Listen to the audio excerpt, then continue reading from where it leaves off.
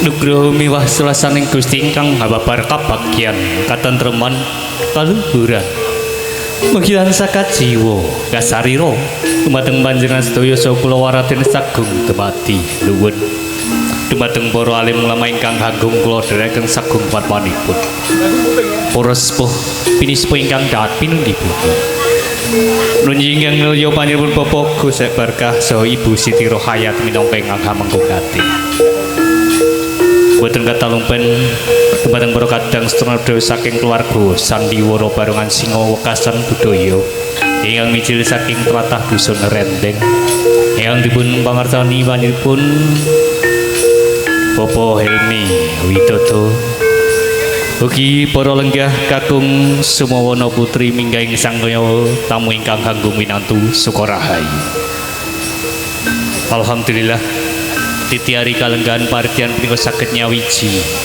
mangayu bagya wontenipun adicara tasakuran walimatul hitan putra saking panjenengan hamengga tinunijih kenang bagus Wakfir Al-Ghifari mugi sasampunipun dipun hitanaken pinaringan enggal dangan wangsul malih wonten dampar piwulangan dadosaken putra ingkang soleh ngabekti tiyang kamilan migunani tumrap nusa bangsanipun.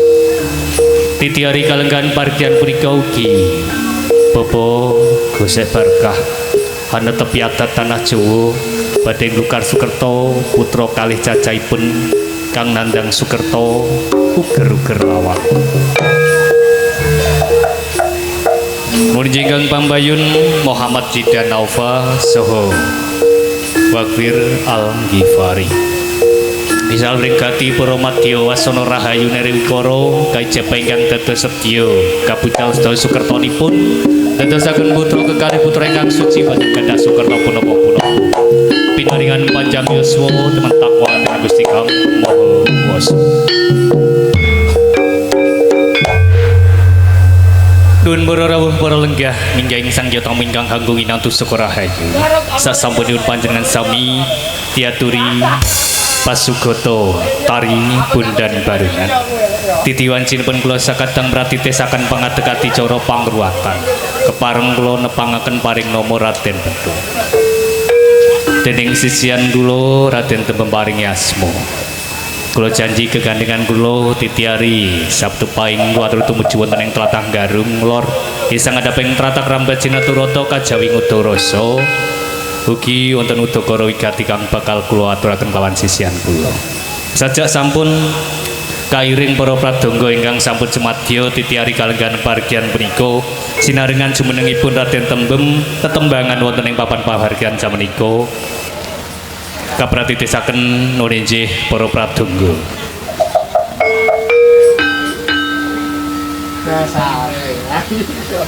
Aduh wong ayu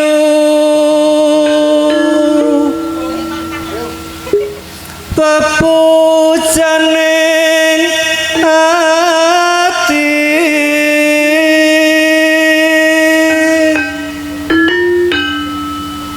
kaya ngene wong nandang asmara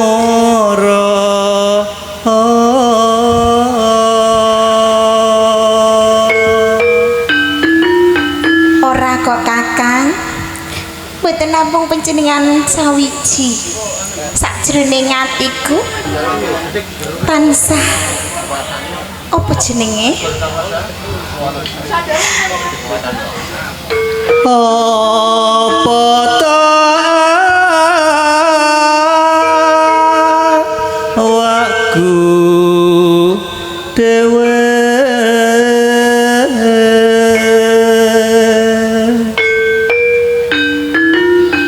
diajeng kakang Mas apa sliramu ora mesake marang aku lah kok mesake to aku lho bar gedruk-gedruk keringetku nganti jagung-jagung grentone sak keringet-keringet yo kebangetan lho ya kok yo kipas AC sing semene gedene lho ora krasa ora ngono sing kebangetan ki sing demung Sing demung. Benggol. Lah kok kebangetan. Wis ngetara wong megap-megap ya jek ditintingi. Akoni to lho, akoni kentong. Aduh dewa Jawa Tegal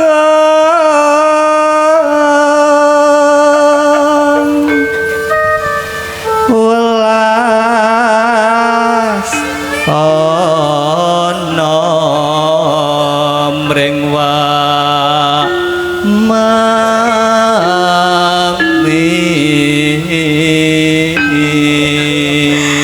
Lah nek kados mekaten lho Kakang.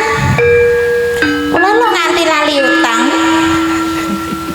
sesuk ki minggu cek Senin lagi. Nggih mangkane kuwi wis antum katresnan wae supayane utange kae ra kelingan. Besok kapan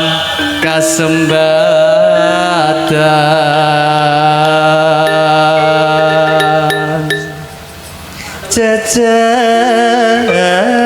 jejer lan wong ayu. Lah niki lak nggih sampun kasembatan to. Umpama sira nakoda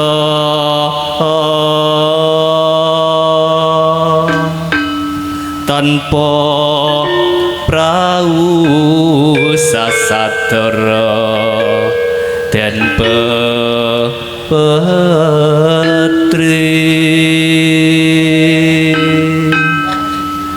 nyidam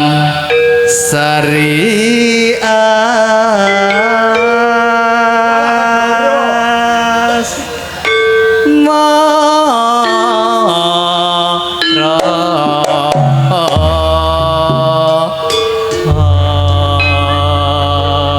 Iki sing balung semangat banget iki semangat 45 iki. sajake ana-ana.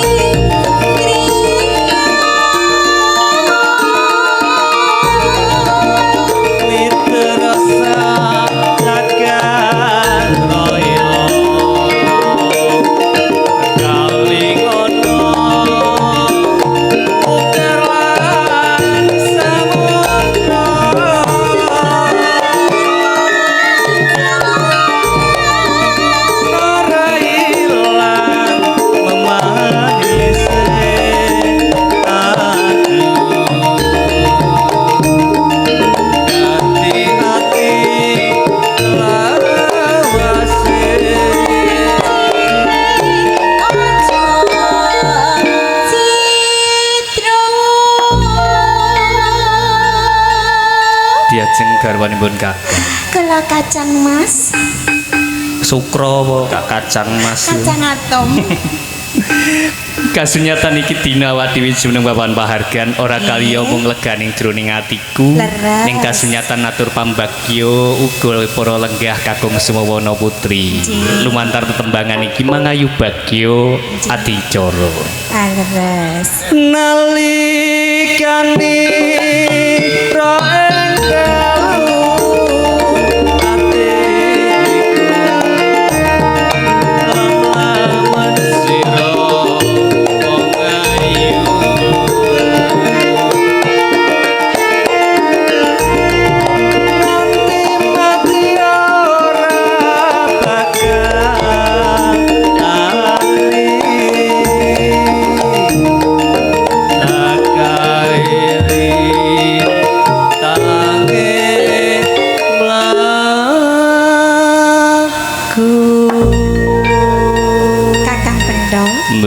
Panjenengan menika anggenipun atur pasugata menika lagi mboten namung kelipur sakjroning ati kula to.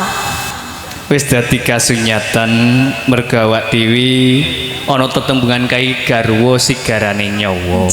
Ora katon sak kedheping netra gawe kangening sakjroning dodo. Lening iki awak dhewe jumeneng ana papan pahargyan ora kaliya yen iki dina paring tetembangan kae mung kanggo nglegani para lenggah kakung Sumawana Putri. Anjing, menika godhong kates mawon saged nglegakake weteng menapa malih panjenengan kalian kula menika katimbalan wonten desa Garung. Anggih menika wonten adicara walimatul khitan. Wis dadi kasunyatan, iki dina tak candhek anggonku andum katresnan marang sliramu. Merga ana ukara wigati kang bakal taturake marang jeneng sliramu. Anjing mboten kados adat sabeni sajake wonten wigati sanget ingkang badhe dipun aturaken janjane menika wonten menapa to Kakang? Ora tak selaki jroning atiku sesantiku mbabat talasana ing tanah Pluwi Jawa kae. Aku bakal paring pitulungan marang kadang gesang ning tanah Jawa. Ya kasunyatan iki dina pikantuk cecala nawala tiban. Kang ateges awak dhewe mratitesake pangadeg adicara pangruwatan netepi adat ing tanah Jawa. Mekaten lajeng nanging anggonku nampa jejiban sajak ora kepenak merga ana tetembungan. Sapa kang sinampiran jejiban kae pangadeg adicara pangruwatan kudu piyayi kang sepuh, ora mung sepuh yaswane uga sepuh babakan kawruh. Ananging Kakang Pendol yen bab kawruh panjenengan menika mboten kirang-kirang ananging yen bab yuswa amargi panjenengan kalian kula anggenipun bebrayan sampun ing dinten menika dereng pinaringan momongan menika tasih katon muda taruna. Lajeng menapa ingkang panjenengan kuwatosaken menika to Kakang Pendol? Merga kaya mangkono iki dina sliramu wis mangerteni yen to jeneng sliramu nyarujuki apa kang dadi jejibaning awak dhewe. Awit awak dhewe nolak babagan wigati iki kurang prayoga. Leres. Yen to awak dhewe nyelamur laku kahanan jumbuhake marang iki dina adicara pangadeg pangruwatan kae sajak sinawang piyayi kang sepuh. Sliramu mangerteni ana ing tanah Jawa kae piyayi sepuh mijil kakung kaaran kaki dalah kang wadon kaaran nini. Wis dadi kasunyatan awak dhewe bakal nyelamur laku kahanan jumbuhake iki dina ora sinebut Raden Pendol kelawan Raden Tembem. Lajeng ganti jejuluk kaki legaya dalah ini legaya. Kaki legaya dalah kula sak kasunyatan kaya mangkono.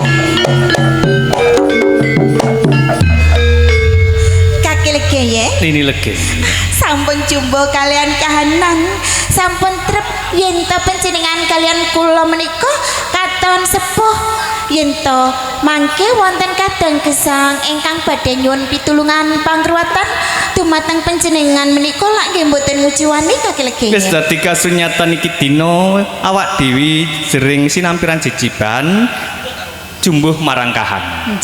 Ning iki dina pas sliramu ora ngurungokake kae lho. Kaki legaya sajak prenjatan sang ganter-ganter saya banter menika kaki legaya sasmitane para pinisepur rumiyin yen ana prenjak sing ganter-ganter mesti bakal katekan tamu. Wis dadi kasunyatan iki dina kaparana tamu tumuju sadring rompai awak dhewe.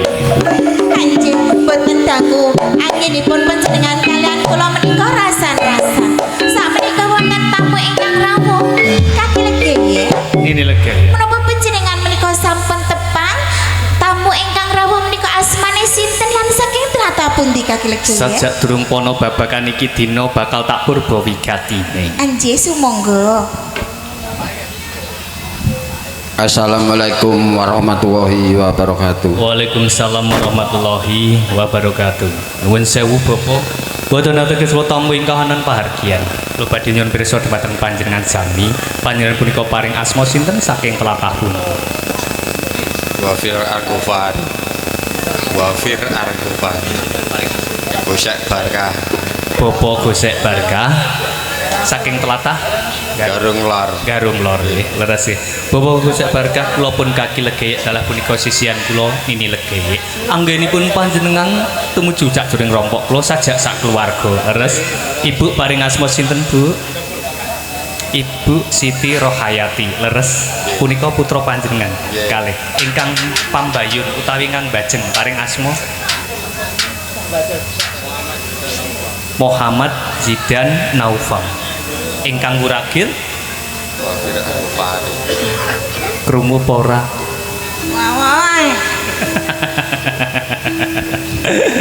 Aku dhewe ya. Lah keki lho. Aku ngerti lho. Ha iki tak maca sik. Wafir Al-Ghifari. Leres ya.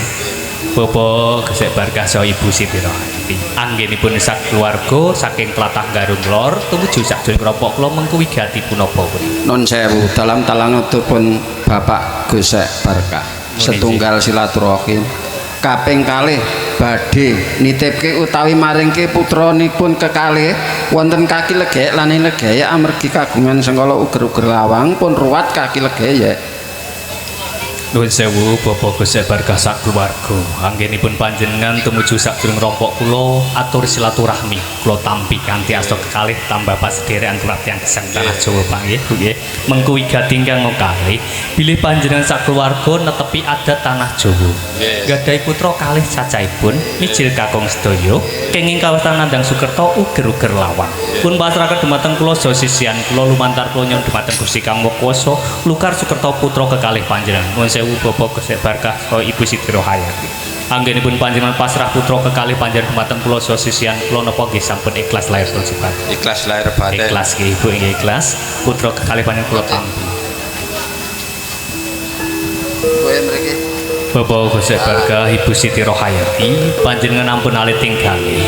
Li putra kekalih panjenengan badhe kula rengu kadya anak kula piyambak kapara samaila dadosaken putra ingkang saleh ngabekti tiyang swaga kamilan miguna tumrap nusa bangsanipun titiari kalenggan parjan kabucal Sukerta niku dadosaken putra kekalih putra ingkang suci boten gadah Sukerta punapa-punapa pinaringan panjang umur depan takwaten ing Gusti Kang Maha Kuwasa. Nuwun sewu Bapak tuwin Ibu. Sak sampune panjenengan pasrah putra kekalih panjenengan dumateng kula saha sisihan kula. Tasih wonten wigati ingkang dereng kawedhar napa cekap tetes wigati panjenengan. Sampun nyaratake. Sajak panjenengan wonten dalem tasih kathah pakaryan. Kula tansah sugeng nderekaken kondur tumuju bidal besar sang rahayu. Wassalamualaikum warahmatullahi wabarakatuh. Waalaikumsalam warahmatullahi wabarakatuh.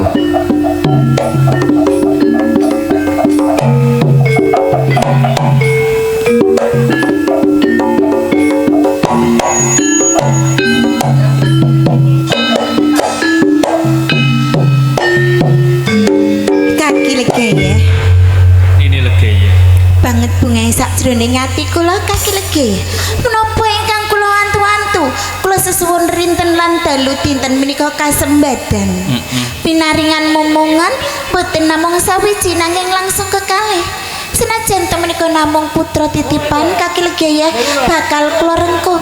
Kula wentah kadya anak kula piyambak lair tumusing batin kaki legi. Dadi kasunyatan panjaluk iki dina marang Gusti kaya kahanan jroning ati. Ini legi. Kaki legi ya. Yen disawang kae awak dhewe pinaringan nugraha. Tak emperake iki yo ora wiwang adoh saka aku. Enjen apane? Dhisik cilikanku yo ngene iki lho. Ini iki lho sing nomor 1 iki siap gerak lho. Siap-siap iki. Nah ngono senyum to. Iki janjane iki dadi anake Nini Legaya karo Kaki Legaya iki seneng apa ora? Iki engko nek tak nang. Seneng to Kaki Legaya. Kowe yo seneng apa ora? Oh yo seneng saking senenge to. Anakmu sing nomor 1. Nggih. Iki engko kira-kira ning omahe dhewe. Pripun? Ndek kei vitamin. Duh. Vitamin maksudnya vitamin sing nopo? Iki iso gawe ngungkuli nyandek genter. Niki damel tower wifi. Lah iki nek tak kayak vitamin apa ora cepet dhuwur. Lagi kan kita tower wifi iki ben ora usah nyantol ning gone Indihome. Ora ngono, Ger. Aku kok iso sak kupingem lho. Aku nganti kurang pedi. Lu sampun jamak lumrah nek wong tuwa iki mesti sak ndeke anake to kaki lege ya. Iku dek wis gede ya. Nggih. Tak kira. Lah mulane niki sing alit lho mripate lho kaya aktor iku Korea. Sopo iku? Dilan. Kowe iki nek ngomong mbok sing apik. Lho lah wong apik kaya ngene lho kaki lege ya. Aktor Korea kok megilan. Dilan. Ini lagi. Kaki lege ya. Kegojekan sawetara mergo awak dhewe seneng duwe anak kan. Leres menika. Ning sliramu gueling dawuhe Bapak Gusek Barkah Ibu Siti Rohayati. Anake sak kloron ki nandang suket. Oh nggih, nembe kemutan kula kaki lege ya. Kepiye? Yen to bocah kekalih menika bocah ingkang nandang Sukerto inggih menika bocah lair loro lanang kabeh menika kang aran uger-uger lawang lan menika dipun kedah dipun ruwat marang kaki legeye. Aku wis nyengkerke wujuding janur ana ing gedhong pusaka 7 dina 7 bengi lawase. Nggih. Mergo samapta ing diri nampa jejiban pangadeg adicara pangruwapan. Kados Iki mekaten. dina pundhutna wujuding janur kae. Nyestaken dawuh kaki legeye.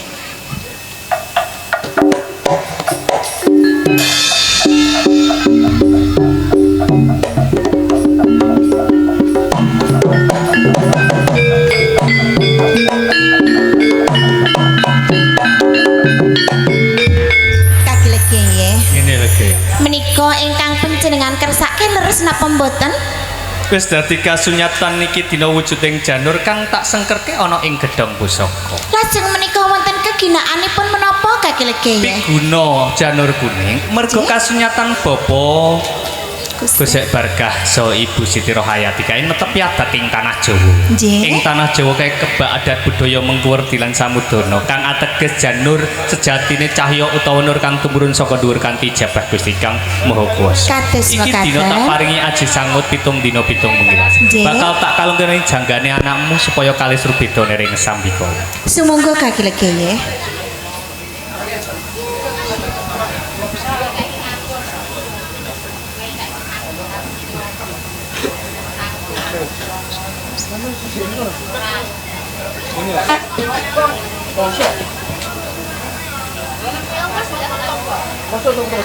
Gini-gini ya?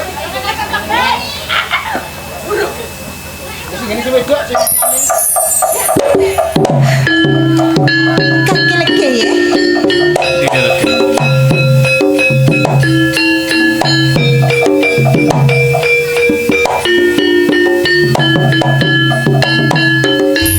Sak sampunipun putra kekalih menika panjenengan kalung arupi janur kuning. Lah kok pasuriyane tansah cumloro tambah sumunar tambah gagah pitiksa kaki legeye. Wis dadi kasunyatan yen to iki dina sliramu mangerteni kahanan kaya mangkono. Mergo Nggih. nur utawa cahya wis nyawiji ning jiwa lan ragane anakmu. Kados Iki mekaten. dina pasurane bocah sak kloron kae katon cemlorot. Leres. Kaki Kene iki legeye. kabeh wis kaijabat dening Gusti Kang Maha Kuwasa. Nggih. Ewange manungku puja dening Gusti Kang Maha Kuwasa anakmu sak kloron bakal tak lukar Sukertone. Sumangga kaki legeye.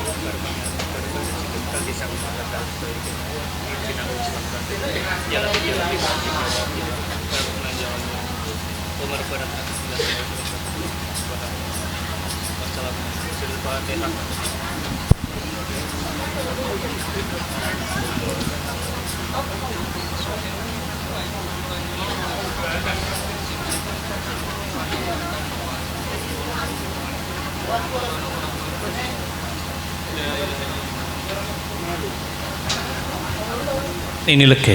Kaki legi. Wis dadi kasunyatan iki dina anakmu Kalukar Sukertone dadi bocah kang suci ora disengkala. Nggih. Jumbuhake kahanan yen to iki dina wis dadi anake kaki legeane lege. Nggih. Bakal tak paringi jimat sifat piandel ganti jejuluk. Gantos jejuluk.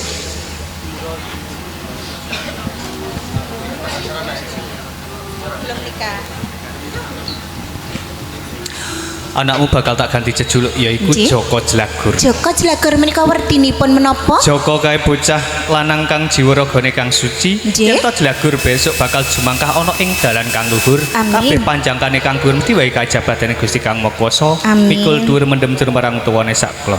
Nggih. Bismillahirrahmanirrahim. Muhammad Zidan Naufa. Joko Jlagur.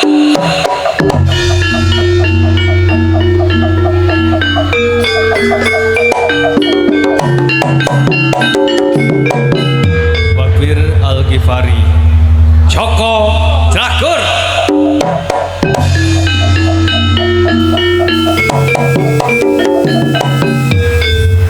Anjing kaki legi jumbo kalian kahanan amargi bocah sak keloron menika sampun panjenengan kalian kula kuluntah dados dipun kantos jejuluk Joko Jlagur.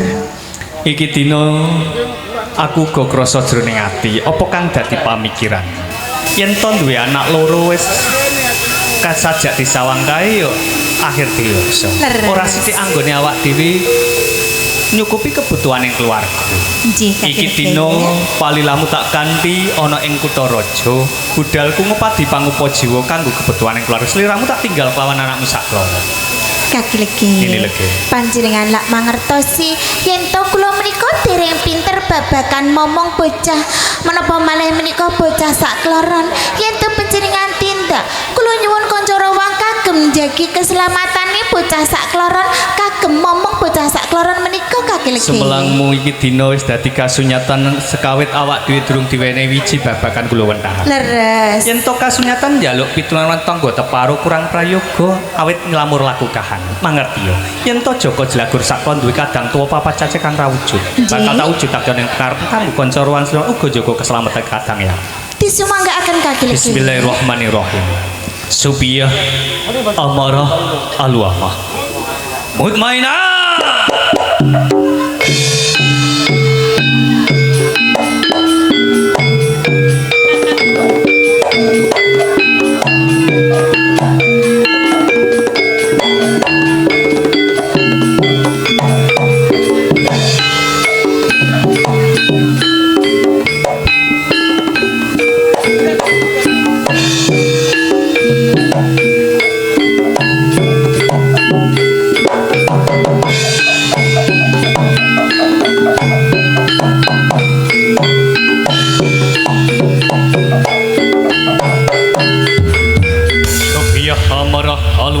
Mutmainah.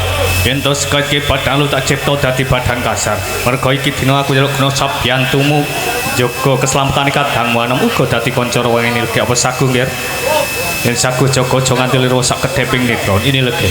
Lakone nanggonmu pati pangupa juga kebutuhan ing keluarga. Anjir kaki legi. Selamatane bocah sak klo tak sampirno ning pundakmu. Ing aku meling marang slira. Wonten menapa? Sekawit budalku ana ing kutha raja. Yen to sewaya-waya sadurunge rompoke awak dhewe ana bebaya sliramu ora bisa muntasi.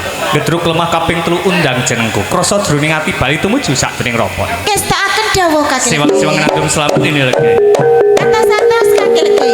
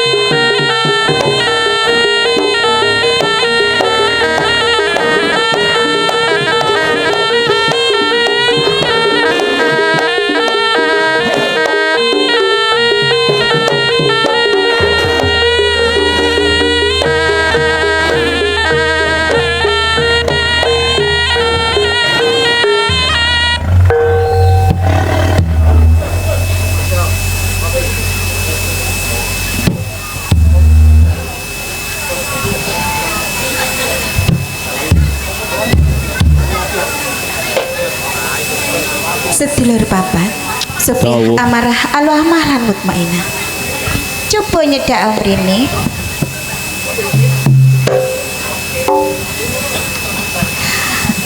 kowe kabeh rak ya sih kelingan to yen to kowe katimbalan dening kaki legeye duweni kewajiban momong putraku sak klorang Joko Jlagur lan uga njaga keselamatane ananging putraku sak klorang si Joko Jlagur kuwi ora ana katon ning gone papan panggonan kene coba mutmainah undangan sedulurmu kae supaya bisa sak pejagong marang kowe uga nini legeye Nini Legeye mutmainah kula sak kadang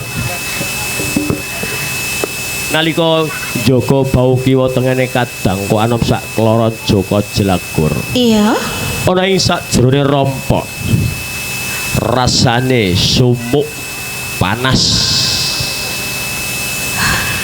jebul ketekan kewan kang gedhe gegirisi kewan kang gedhe gegirisi tenggak unggah kawujudan macan ini kawujudan macan teko ana ning gone rompok kene ora mutmainah ana liya banjur macan sapunika nyitra kadang kok anom sak kloron ateges tegese wiwit dina iki kadang kok anom sak kloron Joko Jlagur murca nini ora nene lagi ya ora percaya marang kabarku kuwi mutmainah coba balen ana sepisan maneh mutmainah nang di papan tuninge putraku Joko Jlagur sak kloron mutmainah coba balen ana nang di papan tuninge putraku si Joko Jlagur mutmainah kadang kok anom sak kloron anes diantarmu kuwi pancen bener yen to si Joko Jlagur sak kloron kuwi ilang leres banjur kowe sedulur papa tanggung jawabmu nalika semono marang kaki legeye janji-janjimu yen kowe kuwi sanggup jaga keselamatane si Joko Jlagur kenapa ora ana kasunyatane babar bisa sedulur papa tamangko sampai amarah alu amalan mutmainah kowe kabeh mangerteni piye anggonku mbudidaya anggonku nyuwun marang Gusti ingkang akarya jagat anggonku kepengin duweni momong rino kawan wong ora kurang-kurang anggonku nyuwun supayane bisa duweni momong dina iki pinaringan momongan senajan tau kuwi mung putra titipan ning kowe kabeh padha mangerteni Joko Jlagur sak kloron kuwi putra sing tak tresnani sedulur papa nini Legeye kowe kabeh mangerteni yen to si Joko Jlagur kuwi putra titipan mengkone yen wong tuane tekono ning kene papan panggonan kene lan kepengin mangerteni papan dunya si Joko Jlagur aku kudu aslan sing kepiye nini Legeye mutmainah panjenengan boten kuat boten usah tawang tanges kados ngoten kene kelangan putra sakloran kaya mengkene ora oleh aku tawang-tawang tangis tanggung jawab baline kadang kok anom Joko Jlagur sak kloron kula ingkang kedah tanggung jawab mutmainah wis ana kedadian sing kaya mengkene iki sedulurmu anom ilang wae kowe ora mangerteni kene kowe matur yen to kowe bisa goleki nang di papan dununge putraku sakloron mutmainah mergo jengen mutmainah anggadhahi anduweni aji kaujayan gonta pangurasa kula bakal ngupati bakal goleki ana ing ngendi papan dununge kadang kok anom sak klor bakal tak gobali nini pancen bener aturmu yen to kowe duwe kondo pangrasa. Nanging Nini Legi. ora mangerteni yen to nalika Kaki Legi arep tindak ana Kutaraja. Maring pahuling yen to ana bebaya lan aku kelawan kowe ora bisa muntasi aku kudu nimbali asmane Kaki Legi. Kula tesih kemutan. Tak kira Kaki Legi wis duweni pangrasa yen to bakal ana bebaya sing kaya mengkene iki. Mula mung Kaki Legi sawiji sing bisa goleki nang ndi papan dununge putraku sakloron sedulur papa. Mula ngono Nini, perkawis iki sing bisa ngrampungi inggih punika Kaki Legi. Iya bener atur. Sopya amara alwamalan mutmainah. Tulung ewang-ewang ana ndedemu. Kula bakal sabiyantu. Lelakon iki enggal-enggal karampunganan sedulurmu anam sakloron bisa ketemu kanthi kondoring Kaki Legi. Kaki Legi. Kaki Legi enggal-enggal kondor Kaki Legi.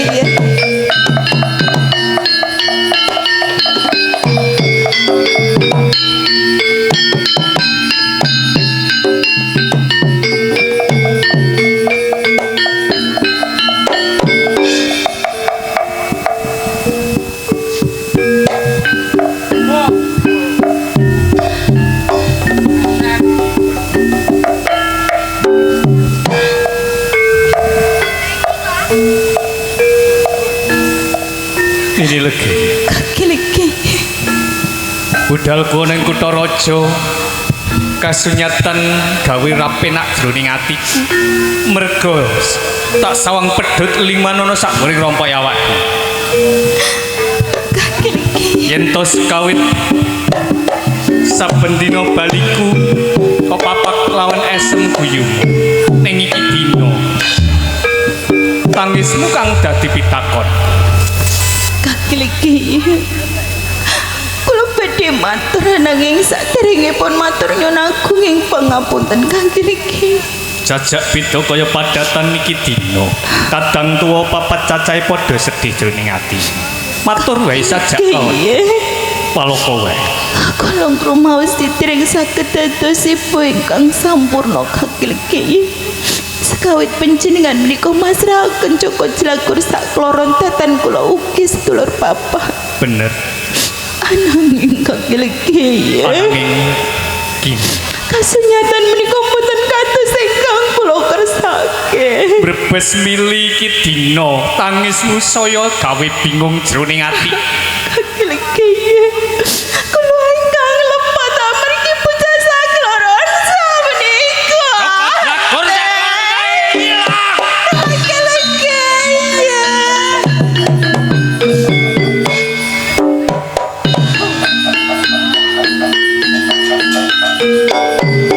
Kaki Legi.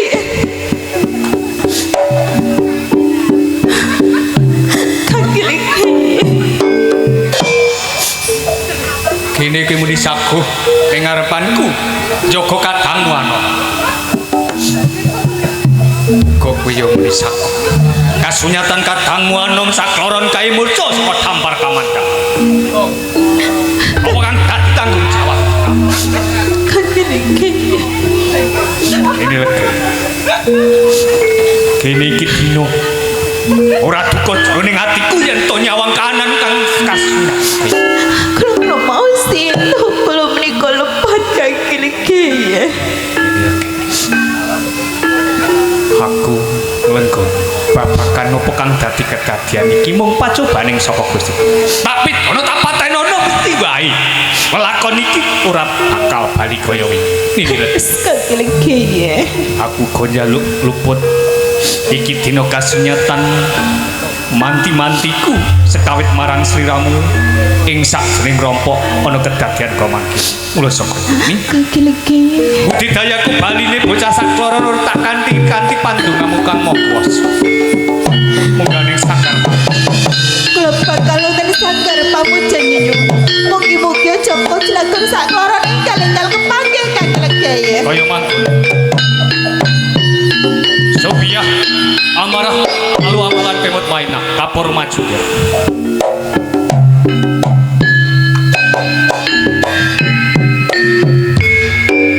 Kesikit dino aku ra duka marang jeneng kowe kabeh. Ning kasunyatan abot ana sakguring pundakmu merga baline kadangmu anom sakara ora kali omong jeneng kowe Mutmainah ingkang duweni aji ganda pangrasa lan panglimun. Pucuking laku tak sampirno ning pundakmu. Baline kadangmu anom ing pengarepanku ora kali omong jeneng kowe kabeh. Anti pali aku iki dina enggal budhal ge.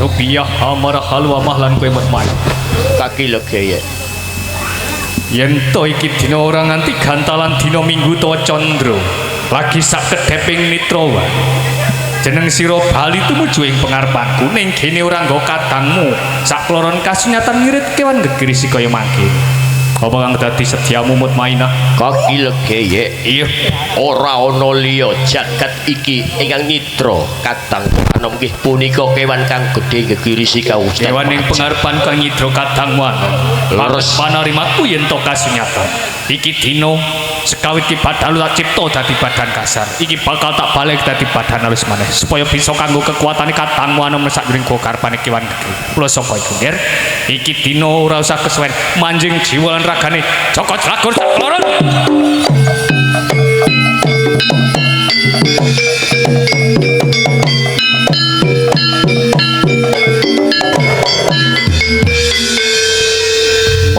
mandek satrio tejo laksana tejane wong aran katon gemblundung kok krikil malang lir katyon usat-wasat ning tengahing marga catur tengahing prapatan ento iki dina kaya menggirisi ning pengarepanku bisa tata jalma sapa kang dadi dasanama nggih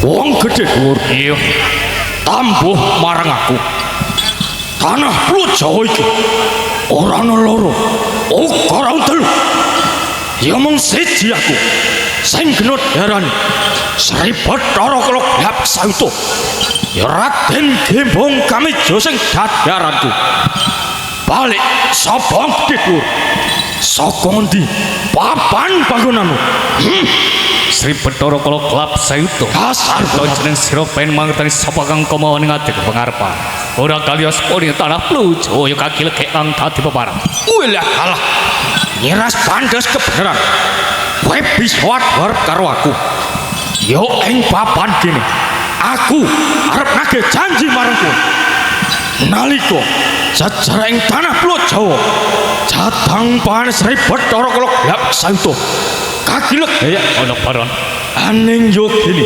iki dina aku mlebu ing desa Garung kene ana pawongan sing jenenge Bapak Gosek Barkah dalah Ibu Siti Rokayati Bapak Gosek Barkah duweni putra loro cacahe Muhammad Zidan Naufa dalah Wafir Al Ghifari sing genot diarani bocah uger lawang aning yo gene tatat kala mangsa tak krimah ora bisa ajur tak gigit ora bisa lebet tak undal malang ora bisa mlebu rasane panas perah kaya pesebabe kaki Bathara Kala Glap Sayuta dadi tredahana sakjroning rampok ora kali apa kal gawe anggene tepi jadang pangan sing bapa Adam kang nandang Sukerta kasunyatan mangerteni yen to bapa Gosek Barkah Ibu Siti Rohayati duwe anak nandang Sukerta uger lawang kek goglok wis dadi jamak lumrahe ing kasunyatan iki dina Sri Bathara Kala Glap Sayuta polali nalika mbapat talas ning tanah Pulo Jawa kae entuk anggonmu goglok apa kang dadi jadang pangan sing bapa Adam Ibu kang nandang Sukerta yen lali-lali ora karuwat sengkalane tambah sedan maneh yen lali-lali ora karuwat sengkalane monggo iki dina Sri Bathara Kala Glap Sayuta mangerteni bocah kae kinalungan janur kuning ning janggane kabara tak paring aji sangut kang kaijabah dening Gusti Kang Makuwasa kang ateges bocah sakloron kae dadi bocah kang suci ora di sengkala apa-apa merga wis karwat sengkalane. Nek goblok iki dina ora gawe ademing sadurung wadukmu, kasunyatan gawe sengsarane sadurung kokarpan. Sri Bathara Kala Klapsa iku. Dening mangerteni kanan kang kaya mangkono tak jaluk kanthi aris. Ora esuk ora sore aku jaluk baline bocah sakloron kae. Yen to iki dina Sri Bathara Kala Klapsa ito budi mesti wae bakal tak sembatkan. Kagilek Ono paron. sugih kendel bondoan kowe wani njaluk putramu suwe jroning Gokarbaku. Apa pawitanmu? Apa mo? Iki dina Sri Bathara Kala Klapsa itu njaluk bebono, njaluk tetap busan minangka gandine putramu. Apa saguh menang kan kagilek Saja enteng sinangga abot anggon bakal mulungake anakku no sadurung Gokarban. Tinimbang ana utang ludre pan kene kaambalan kabeseting Gimbong kami Jaya dadi Sri Bathara Kala Klapsa yuta. Ketelukane bocah ireng cemane lukur sakembaraning dudu jagaling manungsa. Santine ana ing tanah Plu Jawa, pemayu hayuning bawana langgeng tinitah saka Gusti Kang Maha Kuwasa. Kang ateges urip lan patihake Gusti Kang Maha Kuwasa, kowe kelawan aku mung tinitah ing alam donya. Syarat sarana yen to ing donya kawujudan apa kang dadi panjalukmu, mesti wae tak sembadani. Kebiaring donya bakal tak cepake uga aja njaluk tumreng lintang kelawan rembulan. kagilek Ana paron. ngono gobokmu lan nek nomor mripatmu aku ora njaluk kebiaring ing donya, aku ora njaluk tumreng lintang kelawan rembulan. Rehne aku njaluk gandine putramu raga kekandilan nyawa sing kepanjenengan sukma minangka gandine raga kekandilan nyawa sing kepanjenengan sukma sing nganggo sarwa seta kang aran pitik putih loro cacahe wis sing kapisan sing kaloro beras rong biter sak bumbune sing katelu mori putih rong dedeg rong pengawe ora esuk ora sore yen kagilek saguh wujuti panjenengane Sri Bathara Kala Klapsa itu putramu bakal utahake kagilek Sajak ngemu pralampita anggonmu duweni panjalukan yen to kasunyatan iki dina pitik seta kae mujuti jiwa raga kang suci kanggo gantine jadang panganmu ngedem ana sadurung wadhamu beras fitrah anyuceni jiwa lan ragamu yen to mori putih kanggo buntelmu sewaya-wayah madhep marang Kang Kuwasa kawujudan apa kang dadi panjalukan donya iki atur sepone tanah Plu Jawa kena dek ugem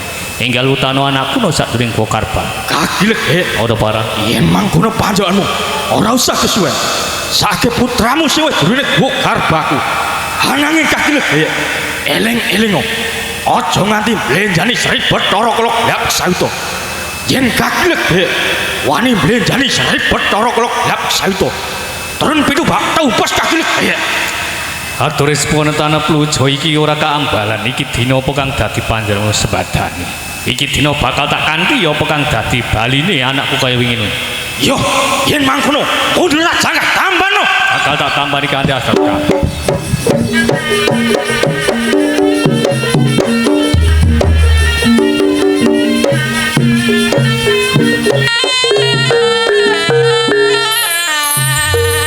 ini lagi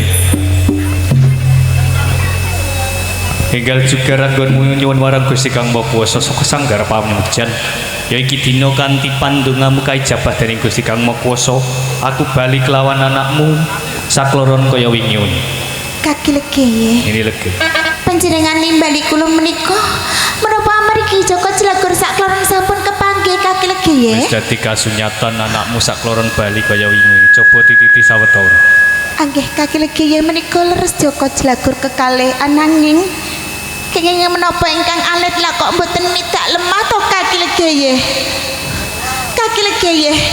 niki mboten midak lemah lho Kagilek aku orang ngedaki sikil lembarang lah wong mbokne kaya diedaki lho ya wong nganggo sandal kon ngedak lemah lho niki sandal ora ban bis tak kira prau ini lagi Kagilek banget bunga ati kula Kagilek wis dadi kasunyatan bocah sakloron sampun kepanggih lho ipo iki dina ora tak selaki apa kang dadi kedadian Nggih. bocah sakloron kacidra dening Sri Bathara Kala Klapsa itu Sri Bathara Kala gelap sayu ning to. rahayu saka Gusti Kang Makuwasa bocah iki dina pinayon keselamatan merga wis kalukar Sukertana. Oh kados Kanggo mekaten. wadining awak dhewe lakon iki aja nganti wong tuane saklon mangerteni. Kaki Legeye, kula mboten bakal mbukak wadi menika. Namung panjenengan kalian kula ingkang mangertosi ananging Kaki Kepiye? Legeye.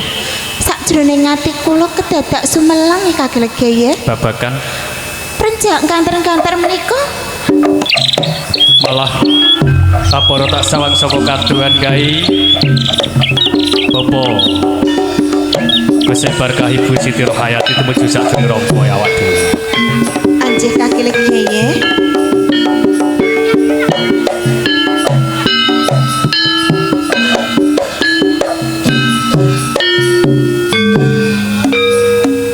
Assalamualaikum warahmatullahi wabarakatuh. Waalaikumsalam warahmatullahi wabarakatuh. Ini legi ora pangkling Bopo besek barkah Ibu Siti Rohayati. Ning aku ya bingung.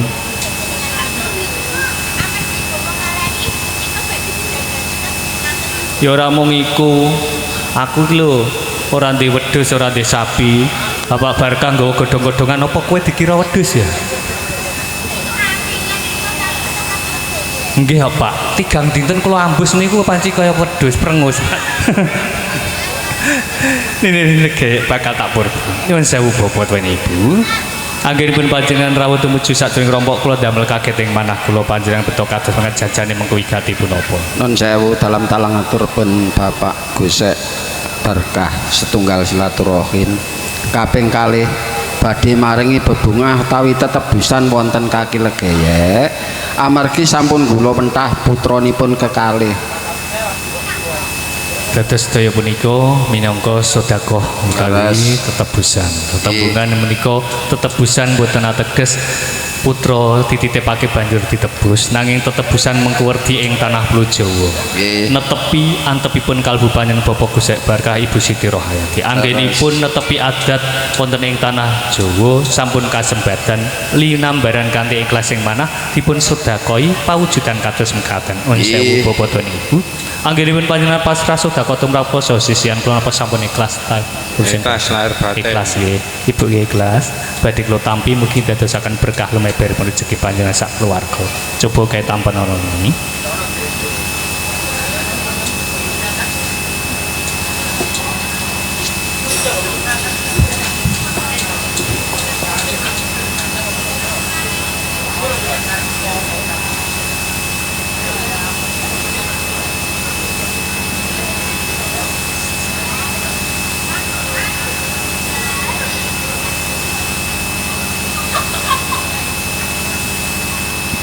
Sasampunipun panjenengan pasrah sedekah tumrap poso sesian kula titiari kalenggan punika badhe ngajak kondur putra panjenengan. Nggih, Jane wonten wigatipun apa, Pak?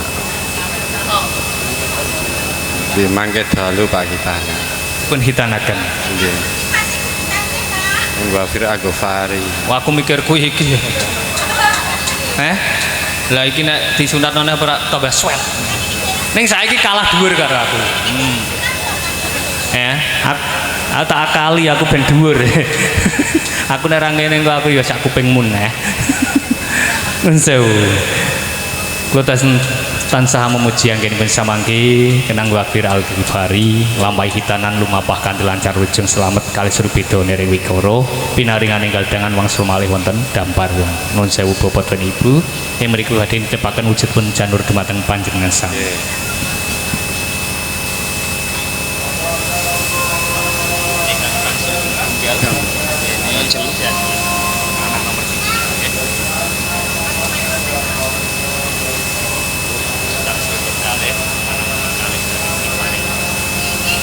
Kula suwun Bapak tuwin Ibu, janur punika panjenengan samangke dekek sangenipun bantal utawi kasur anggenipun biasanipun putra kekalih panjenengan sare. Salamipun sepasar dinten utawi gangsal dinten. Sabaran gangsal dinten, janur punika panjenengan larung utawi bucal wonten lepen ingkang wonten toyanipun mili. Nggih, kanthi pandonga Jawa. Bismillahirrahmanirrahim. Aku ora ngguwak wujuding janur, nanging aku ngguwak sengkalane anakku uger-uger lawan. Kanthi ijabah Gusti Kang Makuwasa wilujeng selamet kalis rubida nir ing sambi kala dipun Fatihah kaping 3 nggih kapura saya saged noles dadosaken putra ingkang saleh ing mriki sampun dados anak kula paring jejuluk Joko Jelagur jangkepi syarat sarana bapa tuwin ibu kula aturi nimbali putra panjenengan sami kanthi sesebutan Joko Jelagur kula paring tulodo Pak nggih biar anakku Muhammad Yidan Naufa Joko Jelagur Iki kira anakku. Nggih Pak. Wafir Agofari. Iki Joko Jelagun. Nggih, Pak.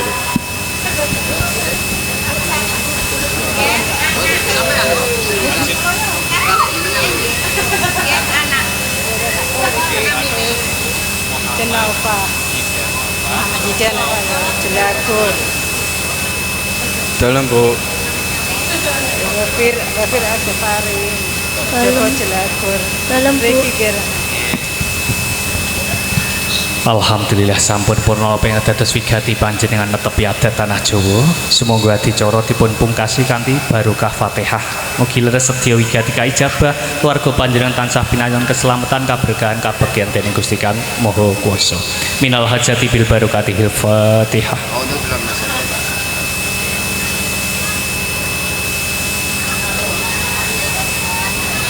Bapak tuan ibu, putra panjenengan kula pasrahaken dumateng bapak tuan ibu malih. Monggo Dik, salim Bapak Ibu. Nyuwun pangestunipun Bapak Ibu damel jimat paripih dayanana kasantosa. Tengah mriki. Bapak Gesek Barkah saha Ibu Siti Rohayati purnaning pahargyan kula tansah sugeng nderekaken undur tumuju dalam sawancang rahayu nering kula. Wassalamualaikum warahmatullahi wabarakatuh. Waalaikumsalam warahmatullahi wabarakatuh.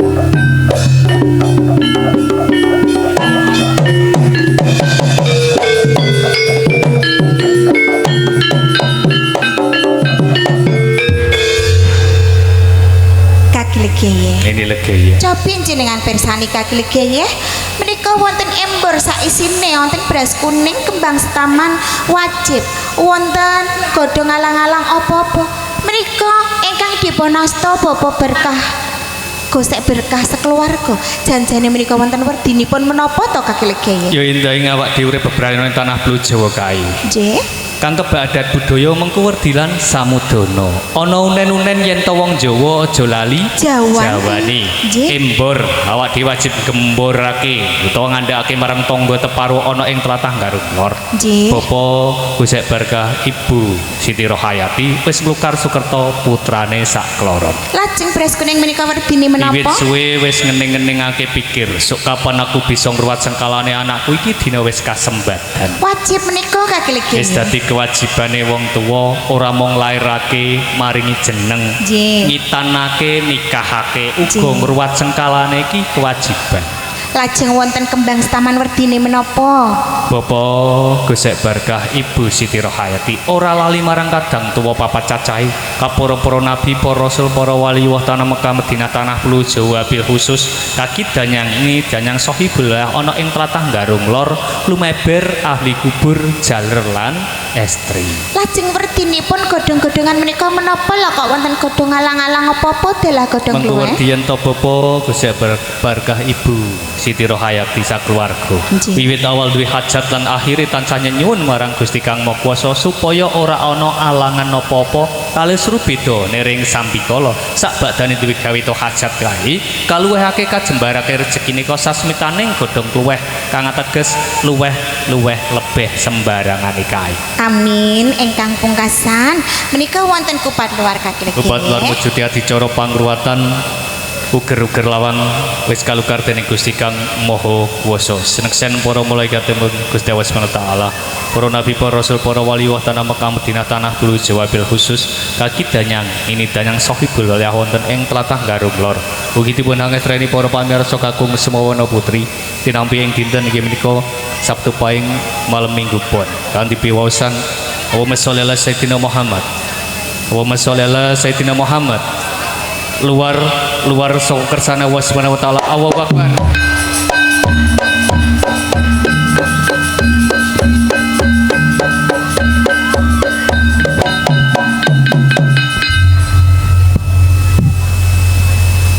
Sri Bathara kala gelap saita.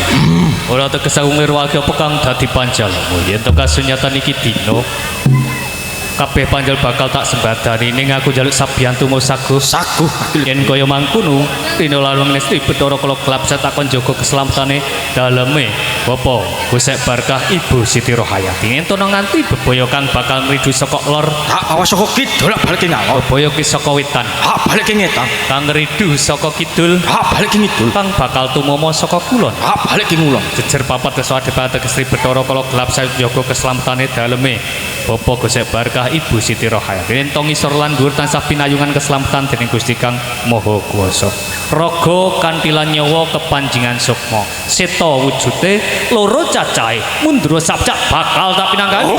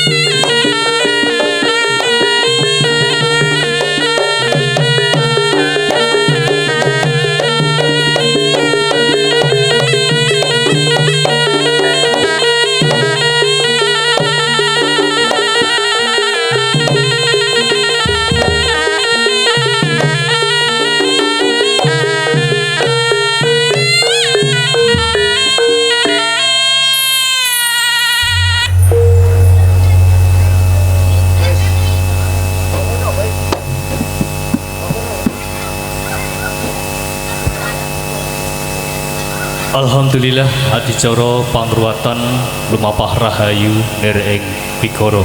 Matur sembah nuwun dhateng para lenggah kakung semono putri ingkang sampun hangestreni adicara titi kalenggahan pargian punika.